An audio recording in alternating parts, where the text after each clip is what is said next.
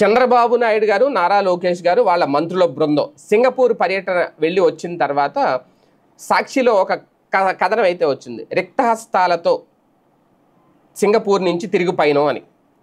వాస్తవానికి ఆ వార్తని అప్పుడు అందరూ తప్పుపట్టారు, కానీ ఇప్పుడు అది నిజమే అనిపిస్తోంది. అది కూడా స్వయంగా చంద్రబాబు నాయుడు గారు మాట్లాడిన మాటలు, వాళ్ళు మాట్లాడుకున్నారు అనుకుంటూ ఆంధ్రజ్యోతి రాసిన వార్త. ఈరోజు 7వ తేదీ, ఈరోజు 7వ తేదీ ఆగస్టు 2025. ఈ డేట్ పత్రిక చూడండి ఎవరైనా.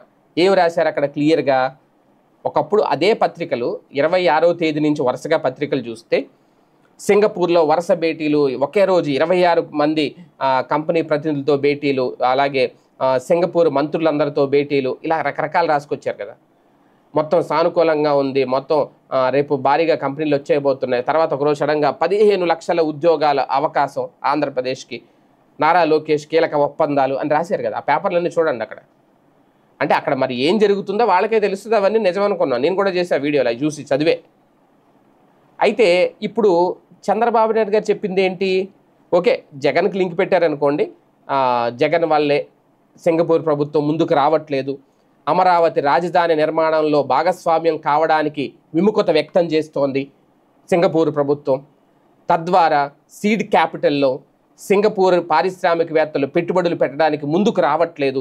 దీనికి కారణం జగన్మోహన్ రెడ్డి గతంలో సింగపూర్ మంత్రుల మీద కేసులు పెట్టారు, అవినీతి కేసులు బనాయించారు వాళ్ళ మీద, ఇవన్నీ కదా, బెదిరించారు, కేసులు పెట్టడం కదా, అవినీతి కేసులు పెడతామని బెదిరించారు అని.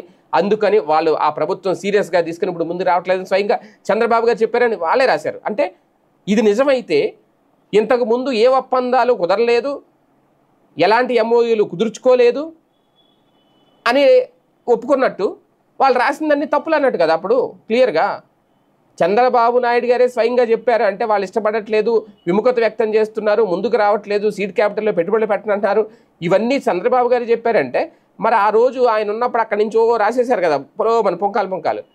అక్కడి నుంచి ఆ పరిశ్రమ వచ్చేస్తుంది, ఇక్కడ ఈ పరిశ్రమ వచ్చేస్తుంది, ఇన్ని కోట్లు పెట్టుబడులు, మరి అవన్నీ అబద్ధాలా, అవన్నీ అసత్యాలా అంటే ఒప్పుకోవాలి. మరి మళ్ళీ ఇప్పుడు ఇది వాళ్ళే రాశారు కాబట్టి అవన్నీ అసత్యాలే, సత్యాలు కాదు అని ఒప్పుకోవాలి క్లియర్గా. వాళ్ళే ఒప్పుకున్నట్టే ఈ వాళ్ళతో.